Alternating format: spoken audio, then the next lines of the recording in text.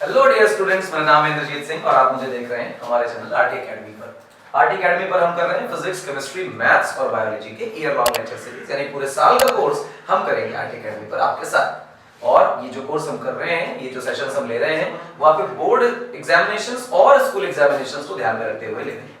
Class 11 की बारी है, रोटेशनल मोशन चल रहा है। आज नया टॉपिक है और इस टॉपिक से पेपर में क्वेश्चन बनता ही बनता है। और ये टॉपिक का नाम है relation between torque and angular acceleration. Torque का सिंबल टाउ सब पहचानते हैं, एंगुलर एक्सेलरेशन अल्फा सब पहचानते हैं। इन दोनों के बीच में एक्चुअली संबंध क्या है, ये निकालना हमारा काम। क्लियर? छोटा मोटा इंट्रोडक्शन दे दिया जाए कि कोई एक बॉडी है, छोटी बड़ी कैसी भी, किसी पॉइंट के अबाउट हिंज है, axis of rotation of perpendicular to the plane देख रहे हैं, और ये बॉडी आप मान लीजिए कि ऐसे घूम रही है। अब ऐसे कैसे घूमेगी वो समझाते हैं आपको। मान लीजिए कि आपने कोई फोर्स इस तरह लगाई और ये फोर्स का मैग्नीट्यूड f है, डायरेक्शन आपको डायग्राम में शो की गई। आप इस फोर्स की डायरेक्शन को एक्सटेंड कर लीजिए तो आपको ऐसी फीलिंग आएगी कि आगे की तरफ फोर्स एक्सटेंड हो गई। अब आप पाइवट से point of application of force पर एक लाइन ड्रॉ कर लीजिए, तो ये बेसिकली आपका r हो गया। इस r वेक्टर को अगर हम आगे बढ़ा दें, पैरेलल शिफ्टिंग बोलते हैं इसे, ये r वेक्टर, तो इनके बीच का ये एंगल बेटे थीटा। तो ये जो r vector cross f vector है, ये टॉर्क कहलाता है, या दूसरी भाषा में कह सकते हैं कि फोर्स और परपेंडिकुलर डिस्टेंस का मल्टीप्लिकेशन टॉर्क। इसका दूसरा वर्जन सुनिए। दूसरा वर्जन नहीं मतलब अब दूसरे पार्ट पे आते हैं कि एंगुलर एक्सेलरेशन क्या है वो बताता हूं। मान लीजिए कि कोई बॉडी सर्कल में घूम रही है या रोटेट कर रही है, व्हाटएवर, फिक्स एक्सिस के अबाउट, तो पूरी बॉडी एक काइंड ऑफ सर्कल में ही घूम रही है। तो ये है आपकी एक्सिस और ये है आपकी बॉडी जो घूम रही है ऐसे टेंजेंट किसी v वेलोसिटी से, और लॉजिकली इस तरह से घूमने वाली। वेलोसिटी टाइम का फंक्शन है, तो क्या होगा, कुछ खास नहीं। अब देखें, यहां से यहां गए, एंगल घूमे थीटा, तो हम जानते हैं कि d थीटा बाय dt ये बेटा हमारा ओमेगा होता है। एंगुलर वेलोसिटी इसका नाम देते हैं, और एंगुलर वेलोसिटी टाइम के साथ कैसे चेंज हो रही है, इसका नाम एंगुलर एक्सेलरेशन। यानी alpha is defined as nothing but d omega by dt, और we can write it as d2 theta by dt square. इस तरह से हम ये काम कर रहे हैं। तो दोनों की डेफिनेशन आई होप क्लियर है। और एक बात ध्यान देना कि जब हम किसी बॉडी पे टॉर्क लगाएंगे और ये बॉडी घूमेगी, आपको दिखाई दे रहा है कि फिलहाल जो बॉडी हमने बनाई, जिस तरह से फोर्स लगा रहे हैं, इससे ये एंटी क्लॉकवाइज घूमने वाला है। अब एंटी क्लॉकवाइज घूमती हुई बॉडी को अगर तुम बहुत गौर से देखोगे तो किसी पॉइंट का जो अल्फा होगा और दूसरे पॉइंट का जो अल्फा होगा वो सेम होगा। Angular variables for entire body is same, but linear variables में परिवर्तन आपको दिखाई देगा। लीनियर वेरिएबल्स सेम नहीं रह जाएंगे। ठीक है, चलो भाई आगे आते हैं। Relation between torque and angular momentum क्या सीन है वो समझाता हूँ। मान लीजिए कि आपके पास इस तरह से कोई एक बॉडी, थोड़ा सा मोटा कर लेते हैं, कोई बॉडी इस पॉइंट के अबाउट आपने हिंज कर रखा है और बॉडी ऐसे घूम रही है किसी अल्फा एक्सेलरेशन से, हम ये मान लेते हैं। तो प्रॉब्लम वाली बात, अल्फा एक्सेलरेशन से बॉडी घूम रही है। आपने यहाँ पर कोई एक छोटा सा एलिमेंट डीएम लिया, और डीएम की अगर हम परपेंडिकुलर सेपरेशन देखें एक्सिस ऑफ रोटेशन से, तो उसको हम लोग मान लेते हैं r। Logically clear? तो आपको लगेगा कि ये जो डीएम मास है, ये अल्टीमेटली ऐसे परपेंडिकुलर टू दिस r किसी v वेलोसिटी से जाने वाला है, और v वेलोसिटी की वैल्यू r ओमेगा होने वाली है। और इसी पर्टिकुलर डायरेक्शन में इस पार्टिकल का अल्फा भी आने, सॉरी a भी आने वाला है, tangential acceleration at, that is nothing but alpha. इस प्रकार से क्लियर है मेरी बात? टेंजेंशियल डायरेक्शन में at होता है, रेडियल डायरेक्शन में ar होता है। मुझे ar से मतलब नहीं, बाद में क्या करना। मैं कह रहा हूं कि क्या होगा कि अगर मैं ये लिखने लग जाऊं कि इस बॉडी पर टॉर्क कितना लगा, तो चलो करते हैं, देखो समझना। हम यहीं पर फोर्स लगा देते हैं, ऐसे लगा देते हैं। ये लगी मेरे बच्चों फोर्स, और जब लगी फोर्स तो तुम कहोगे कि F into R perpendicular, F R sine theta basically, और परपेंडिकुलर लगा दिया तो परपेंडिकुलर हो गया। ये चीज क्या है बेटा? टॉर्क। तो टॉर्क का फॉर्मूला बन गया F इंटू आर परपेंडिकुलर। मैं कह रहा हूं फोर्स क्या होती है, तुम कहोगे m इंटू ए, और मैं कहूंगा यार एक्सेलरेशन के बारे में तो बताओ, तो तुम कहोगे एक्सेलरेशन शुद्ध भाषा में टॉर्क की वजह से जो फोर्स टॉर्क क्रिएट कर रही है वो तो टेंजेंशियल ही हो सकती है। अगर तुमने इसके अबाउट फोर्स लगा दी ऐसी डायरेक्शन में तो टॉर्क तो क्रिएट करने वाली नहीं, इस वजह से जो फोर्स टॉर्क क्रिएट कर रही है वो टेंजेंट ही होनी चाहिए। तो इस वजह से ए भी कैसा है बेटा, टेंजेंट। ठीक, अब टेंजेंट एक्सेलरेशन को अगर तुम देखो तो उसे तो अल्फा आर लिख रहे हो, तो तुमने लिखा alpha R perpendicular into R perpendicular. आप अल्फा को अकेले कर लीजिए, हर जगह पे आपने लिखा है डी टाउ और dm इंटू dm और इंटू dm और फिर ये r परपेंडिकुलर का स्क्वायर। इस तरह से आप देखिए डी टाउ की बेटे जो वैल्यू बन गई वो क्या बनी, alpha into dm into r perpendicular का स्क्वायर। आप इस पर्टिकुलर डब्बे को अगर गौर से देख लेंगे तो आपका काम बन जाएगा। क्या काम बन जाएगा वो बताते हैं। ये चीज छोटा सा मोमेंट ऑफ इनर्शिया है। किसका मोमेंट ऑफ इनर्शिया है, हमारी बॉडी का मोमेंट ऑफ इनर्शिया। बॉडी का मतलब जितना एलिमेंट हमने लिया। अब अगर आप इतने हिस्से का टॉर्क छोड़कर टोटल टॉर्क निकालने लग जाएंगे तो आप कहेंगे integration of what, dm into r perpendicular का स्क्वायर। जब आप इसका करेंगे तो बेसिकली ये बन जाएगा टोटल मोमेंट ऑफ इनर्शिया। क्या बन गया ये, टोटल मोमेंट ऑफ इनर्शिया। तो आपके लिए टॉर्क का अल्टीमेट फार्मूला निकल के आ रहा है tau equal to I alpha. That is very important. और ये फार्मूला बिल्कुल कंट्रास्ट में है, अगर आपको याद है कि F equal to M A होता है। आप जानते हैं कि रोटेशन से ट्रांसलेशन में जाएंगे तो टाउ बनेगा F, I बनेगा M और अल्फा बनेगा A। एग्जैक्ट वही डायनेमिक्स की इक्वेशंस हैं जो इक्वेशंस आपको ट्रांसलेशन में मिलती हैं लीनियर वेरिएबल्स के टर्म में, आपको रोटेशन में मिलती हैं एंगुलर वेरिएबल्स के टर्म्स में।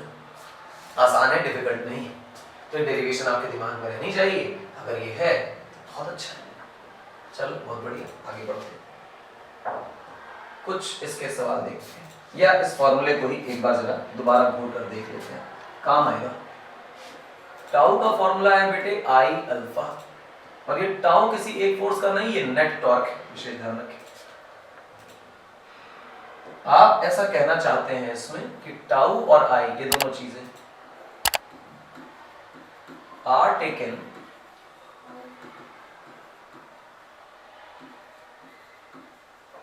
from same axis।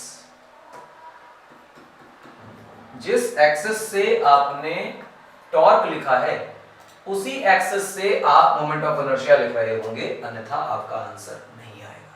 इंपॉर्टेंट। चलो देखो बड़े सवाल बताते हैं। एक रॉड पतली मान लेते हैं, कोने के अबाउट इंच, और ये वर्टिकल प्लेन है। That's very important.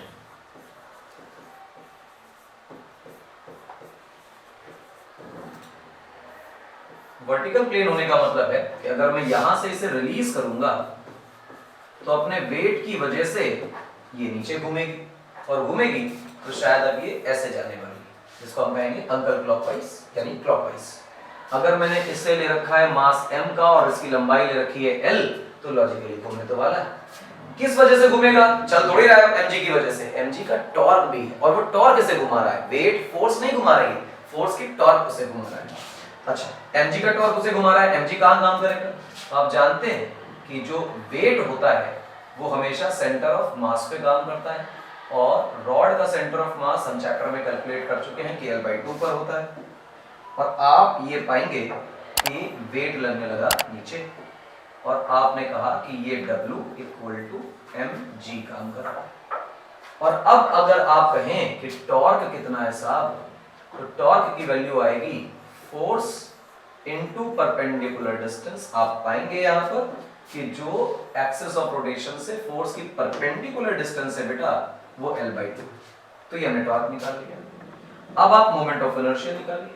तो जब आप मोमेंट ऑफ इनर्शिया के बारे में सोचेंगे तो आप कहेंगे मोमेंट ऑफ इनर्शिया रॉड का कॉर्नर वाली एक्सिस के अबाउट हमें याद है, दैट इज ml²/3। अगर आपसे सवाल में तुम ये पूछ लेता कि बताइए कि एंगुलर एक्सेलरेशन कितना है, फाइंड अल्फा,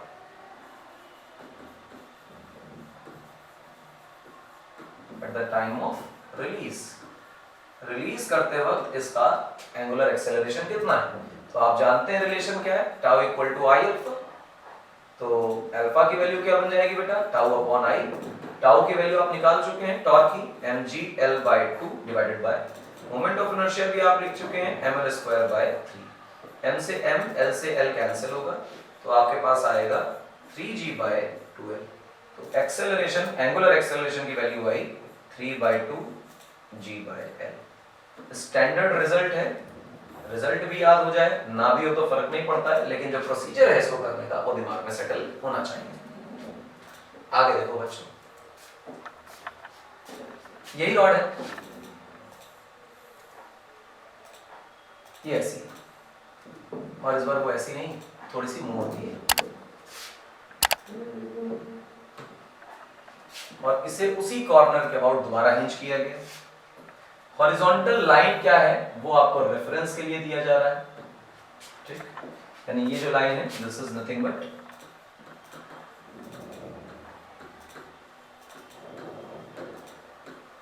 हॉरिजॉन्टल लाइन। ये हॉरिजॉन्टल लाइन से आपके लिए लेट्स से 53 डिग्रीज का एंगल बना रहा है। इस रॉड की लंबाई L और मास m है, और कहा गया है कि इस कंडीशन से इस रॉड को छोड़ा जा रहा है। और फिर पूछा गया फाइंड अल्फा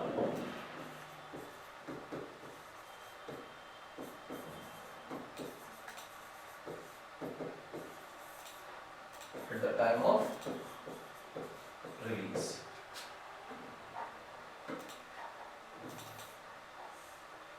रिलीज के वक्त कितना एंगुलर एक्सेलरेशन इसका होगा। पुरानी कहानी अभी अभी करके आए हैं तो परेशान तो बिल्कुल नहीं होना है। सबसे पहले घूमेगा क्यों, घूमने का कारण इसका वेट। वेट अगर कारण है तो ये तो पता होना चाहिए कि वेट आकर लग कहाँ रहा है। तो वेट, बॉडी टेढ़ी हो सीधी हो कैसी भी हो, बॉडी का वेट यानी कि उसका mg हमेशा लगेगा वर्टिकल डाउनवर्ड्स, इस बात में कोई दो राय नहीं। दूसरी बात, अगर आप टॉर्क निकालना चाहें तो आप चाहते हैं कि फोर्स के line of action perpendicular distance पड़ी होनी चाहिए। तो जहां पर लग रही है फोर्स उसको नीचे भी एक्सटेंड करें और ऊपर भी एक्सटेंड करें। और अब एक्सेस ऑफ रोटेशन से आप इस लाइन ऑफ एक्शन यानी फोर्स की डायरेक्शन पर परपेंडिकुलर ड्रॉ करें। तो ये जो दूरी है ये आपकी r परपेंडिकुलर आने वाली है, ठीक है मेरी बात। इस दूरी से कोई मतलब नहीं है, परपेंडिकुलर डिस्टेंस से मतलब। अच्छा, ये सेंटर ऑफ मास था जहां पर लग रहा था वेट, तो लॉजिकली आधी रॉड को किसमें तोड़ा होगा, पूरी रॉड को दो बराबर हिस्सों में, L/2 L/2। अब वो ट्रायंगल देखिए,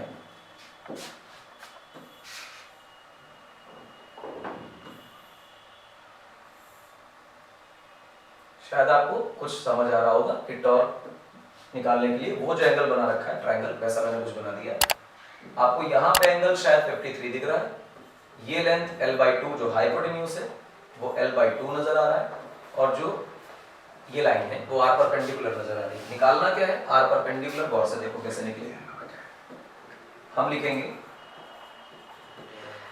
cos 53, cos 53 लगाओगे तो आएगा बेस अपॉन हाइपोटेन्यूज यानी r परपेंडिकुलर अपॉन L/2। तो r परपेंडिकुलर का मतलब है L/2 इनटू cos 53। cos 53 की वैल्यू 3/5 होती है, तो आप यहाँ पे 3/5 लगा लीजिए।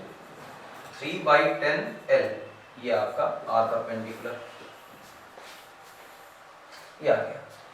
r परपेंडिकुलर फाइंड करने के बाद आप निकालें टॉर्क। तो टॉर्क ऑफ वेट क्या होगा, फोर्स लिखी गई और परपेंडिकुलर डिस्टेंस का मल्टीप्लाई कराया गया यानी 3/10L टॉर्क आ गया। अब मोमेंट ऑफ इनर्शिया के बारे में बात करें तो मोमेंट ऑफ इनर्शिया का मतलब है उस कॉर्नर वाली एक्सिस के अबाउट मोमेंट ऑफ इनर्शिया, और चाहे रॉड सीधी हो चाहे टेढ़ी हो चाहे जैसी भी हो, ml²/3 ये हमारा मोमेंट ऑफ इनर्शिया कॉर्नर की एक्सिस के अबाउट रहता है। और अगर ये बात क्लियर है तो बस अल्फा निकालने में क्या ही देर लगेगी। अल्फा का मतलब होगा torque about moment of inertia. Torque को देखोगे तो क्या लिखोगे, देखोगे mg into 3/10L whole divided by ml²/3। ये होगा, m से m कैंसिल होगा, l से l कैंसिल होगा, आपके पास आएगा 9g/10L।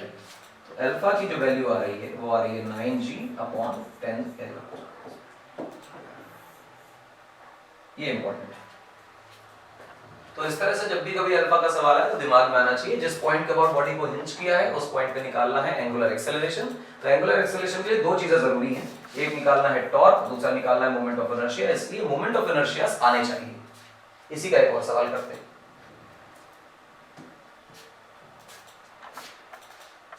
रॉड पे काम कर लेते हैं। रॉड का मोमेंट ऑफ इनर्शिया सबको याद रहता है।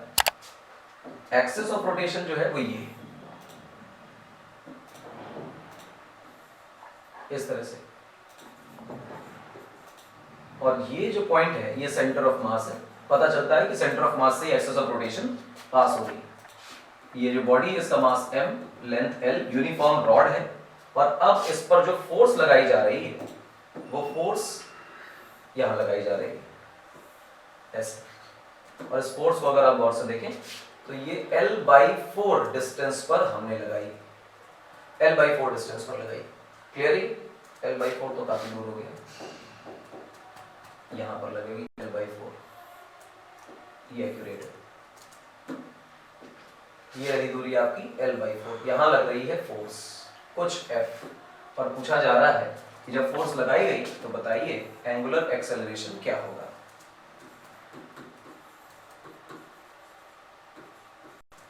इस इंस्टेंट पे जिस इंस्टेंट की फोटो दिखाई जा रही है एंगुलर एक्सेलरेशन निकालना है, तो दो बातें हैं, टॉर्क निकालना, उसके बाद मोमेंट ऑफ इनर्शिया निकालना।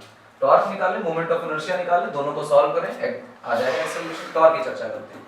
वेट का कोई कॉन्सेप्ट नहीं है, अगर ये हॉरिजॉन्टल रॉड भी है तो भी वेट का कॉन्सेप्ट खत्म हो जाएगा, नॉर्मल बैलेंस करेगा। अगर ये वर्टिकल रॉड भी है तो वेट जो होगा वो सेंटर ऑफ मास यानी एक्सिस ऑफ रोटेशन से पास कर रहा है, इस वजह से वेट का कोई टॉर्क नहीं आएगा। सिर्फ एक चीज का टॉर्क है एंड दैट इज फोर्स का टॉर्क। तो फोर्स लिखी है आपने ऐसे F, और परपेंडिकुलर डिस्टेंस के बारे में अगर सोचेंगे तो ये परपेंडिकुलर डिस्टेंस है एक्सिस ऑफ रोटेशन से। ये लंबाई l/2 और ये दूरी अगर l/4 तो बची हुई दूरी भी l/4, तो तुम्हारी जो r परपेंडिकुलर है उसकी जगह पे l/4 लिखा जा सकता है, तो F into l/4 ये टॉर्क आ गया। अब आपके दिमाग में सेटलमेंट होना चाहिए कि एंगुलर एक्सेलरेशन के लिए मोमेंट ऑफ इनर्शिया की जरूरत है। मोमेंट ऑफ इनर्शिया उस एक्सिस के अबाउट निकालना है जिस एक्सिस के अबाउट टॉर्क निकाला है। टॉर्क को अगर आप विचार करेंगे तो सेंटर ऑफ मास वाली एक्सिस जो है इसके अबाउट निकाला गया है, तो मोमेंट ऑफ इनर्शिया भी सेंटर ऑफ मास वाली एक्सिस के अबाउट ही निकाला जाएगा। तो moment of inertia centre of mass वाली एक्सिस के अबाउट क्या निकालते थे, ml²/12। अब अगर ये मोमेंट ऑफ इनर्शिया नहीं याद है तो गड़बड़ होनी तय है। चल काम करते हैं। अल्फा की वैल्यू क्या निकलेगी, तुम कहोगे τ/I, तुम कहेंगे टाउ कितना है तो तुम कहोगे F into l/4, और मोमेंट ऑफ इनर्शिया कितना है तो तुम कहोगे ml²/12। तो कोई प्रॉब्लम की बात नहीं है, सॉल्व कर लेते हैं। l से l कैंसिल हो जाएगा, 4 से 12 कैंसिल हो जाएगा, हमारे पास आंसर आएगा 3F/ml, यानी एंगुलर एक्सेलरेशन का जो आंसर आ रहा है वो आ रहा है 3F/ml। ये एंगुलर एक्सेलरेशन है। कहानी खत्म, पैसा आ जाए।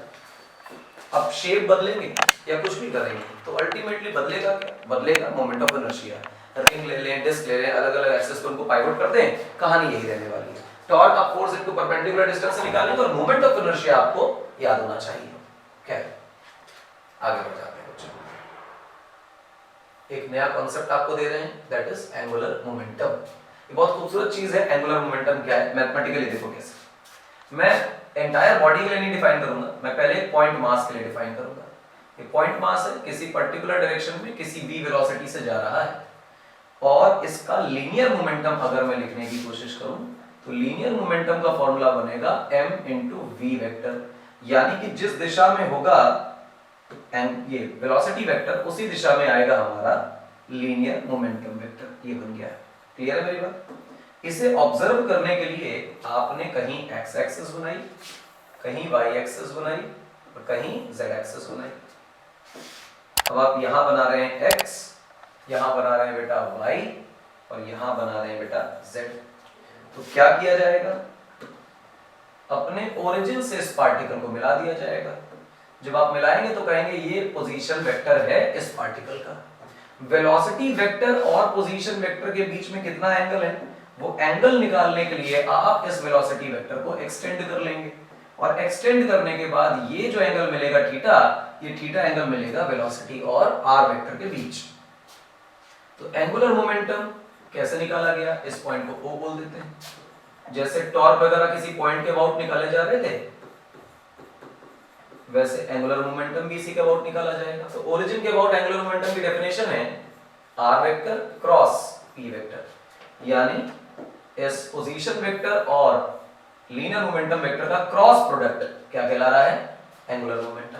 अब क्योंकि क्रॉस से आ रहा है तो लॉजिकली ये एक वेक्टर क्वांटिटी है, और अगर ये वेक्टर क्वांटिटी है तो इसका मतलब क्या है कि इसमें डायरेक्शन होगी। ये सब एक्सियल वेक्टर्स कहलाते हैं, ये घूमते हुए दिखाई देते हैं और फिर चलते हैं। जैसे हम लोगों ने पहले किया था, अगर कोई चीज क्लॉकवाइज घूम रही है तो अंदर जा रही है, कोई चीज एंटी क्लॉक घूम रही है तो वो बाहर आ रही है। इस प्रकार से हम काम किया करते थे, ये एंगुलर मोमेंटम। अब इसको गौर से देखो क्या बनने वाला है, ये बनने वाला है L equal to R sine theta into P, क्योंकि A क्रॉस B का मतलब होता है AB sin थीटा, तो RP sin थीटा। अब R sin थीटा को अगर तुम देखोगे तो तुम लिखोगे P into R परपेंडिकुलर, यानी मोमेंटम पे परपेंडिकुलर कंपोनेंट दूरी का कितना कंपोनेंट मोमेंटम के परपेंडिकुलर है। मोमेंटम के परपेंडिकुलर आपको दिखाता हूं कैसे लिखते हैं। मोमेंटम का मतलब है वेलोसिटी की डायरेक्शन, इसको आगे पीछे एक्सटेंड कर लीजिए, और एक्सटेंड करने के बाद अगर आप अपने ओरिजिन से इस लाइन पर परपेंडिकुलर ड्रॉ कर पाए तो ये रहेगा आपका r परपेंडिकुलर, वेलोसिटी की लाइन पे परपेंडिकुलर दूरी, तो वो r sin थीटा ही बनने वाली है। क्लियर मेरी बात, क्योंकि ये थीटा है तो फिर ये भी थीटा है, ये हाइपोटेन्यूज है तो r sin थीटा बनेगा वो। इस वजह से r परपेंडिकुलर दिमाग में होना चाहिए। L का एक और फार्मूला है बेटा, वो है m into v into r into sin theta. ये कैसे लिख रहे हो, अरे लीनियर मोमेंटम का फार्मूला क्या है, m into v, तो mv into r परपेंडिकुलर, ये रहा आपका एंगुलर मोमेंटम। जितने फॉर्मूलाज मैंने एंगुलर मोमेंटम के लिखे हैं, हर प्रकार के फॉर्मूला से आपके पेपर में सवाल बन सकता है, और हर एक फॉर्म इसकी इंपॉर्टेंट है। हालांकि एक फॉर्म से ही दूसरी से तीसरी, तीसरी से चौथी बन रही है, कोई नया चमत्कार नहीं बढ़ा दिया है, परंतु दिमाग में ये बात सेटल रखनी है कि हाँ ये सारे फॉर्म्स अपने खोपड़ी में सेटल होने चाहिए। अगली बात देखें, मान लीजिए कि आपके पास कोई बॉडी है जो सर्कुलर मोशन कर रही है, ठीक है, सर्कुलर मोशन कर रही है, इसका यहाँ पे सेंटर है, और फिर आप क्या कर रहे हैं, इसकी रेडियस बना दे रहे हैं, और रेडियस के आसपास आप पा रहे हैं कि यहाँ पे कोई वेलोसिटी, और इस पार्टिकल की वेलोसिटी इस दिशा में, और ये वेलोसिटी v है, पार्टिकल का मास m है। आप अगर सेंटर से ऑब्जर्व करेंगे तो आपका फ्रेम रोटेट कर रहा होगा, क्लियर है मेरी बात, और रोटेट कर रहा होगा किसी एंगुलर वेलोसिटी से कर रहा होगा। ठीक, पूछा जाए कि angular momentum about the centre क्या होगा, तो तुम कहने वाले हो mvr परपेंडिकुलर, तो मास है, v तो v है, और आप देखें कि वेलोसिटी और रेडियस आपस में हमेशा परपेंडिकुलर ही होती हैं, इस वजह से ये जो रेडियस है यही तुम्हारी r परपेंडिकुलर बन जाएगी, और आप r परपेंडिकुलर की जगह क्या लिख रहे होंगे बेटा, रेडियस। इसलिए सर्कुलर मोशन के अंदर एंगुलर मोमेंटम लिखना बहुत इंपॉर्टेंट हो जाता है, जिसकी वैल्यू mvr आती है। ये आप 11th क्लास में स्टार्टिंग में जब एटॉमिक स्ट्रक्चर पढ़ते हैं केमिस्ट्री में, तो वहां पर एंगुलर मोमेंटम के इस फॉर्मूले की जी जान से नीड पड़ती है, और वहां बच्चों को थोड़ा कम समझ आता है कि कहां से आया। ये एक्चुअली ऐसी डेफिनेशंस हैं एंगुलर मोमेंटम की, इस तरह डिफाइन करते हैं। और एक क्वेश्चन में और कराऊंगा, इसके बाद एंगुलर मोमेंटम को नेक्स्ट लेक्चर में लेंगे, फिलहाल एक क्वेश्चन में कराता हूं एंगुलर मोमेंटम का देखना। मान लो कि तुम्हारी कोई एक रोड है और इसके परपेंडिकुलर एक और रोड है, ये प्रोवाइडेड है कि दोनों के दोनों रास्ते ऐसे हैं। ये एक ऑब्जर्वर है यहां पर,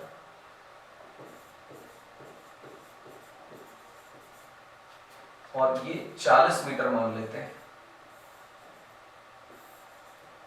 यहां पर कोई आदमी है जिसको 1 बोला जा रहा है और आगे की तरफ जा रहा है v वेलोसिटी से, और एक आदमी है यहाँ पर जिसको मैन 2 बोला जा रहा है, जो आगे जा रहा है किसी v वेलोसिटी से, मास इसका भी m है, इसका भी m है, और कोई आदमी यहाँ है और इस पाथ पर आगे जा रहा है उसी v वेलोसिटी से, मास इसका भी m है, उसका नाम 3 है।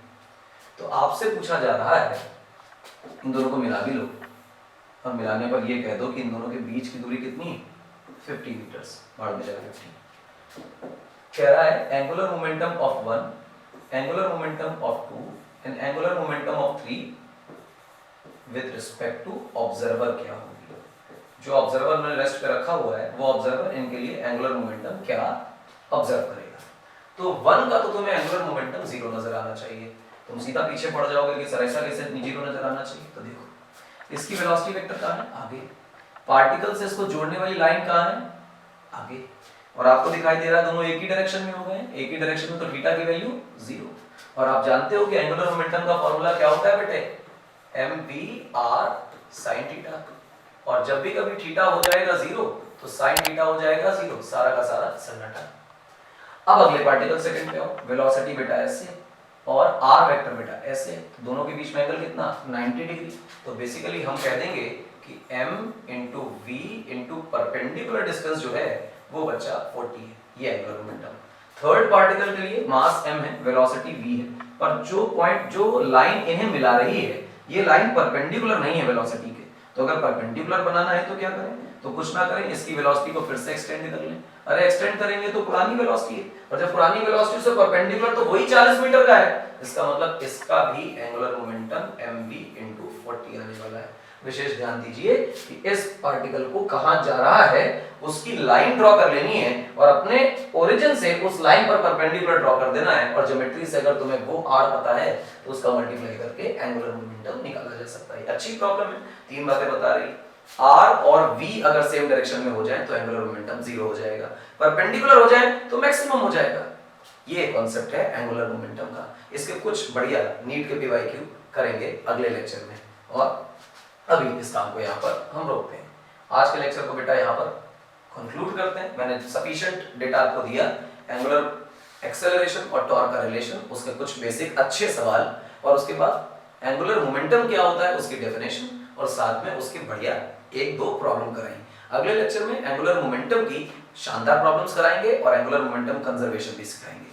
फिलहाल हमें पूरे साल फॉलो करते रहिए, और फॉलो करने से आपको मिलेगा ईयर लॉन्ग लेक्चर सीरीज, यानी पूरे साल फ्री में पढ़ेंगे आप, और शानदार कोर्स पढ़ेंगे अपने स्कूल एग्जामिनेशंस के लिए। नाम मेरा इंद्रजीत सिंह है, आरटी एकेडमी पर पढ़ा रहा हूँ। नए हैं तो सब्सक्राइब करें, पुराने हैं तो लगातार शेयर करें। मिलेंगे अगले लेक्चर में, टिल देन थैंक यू।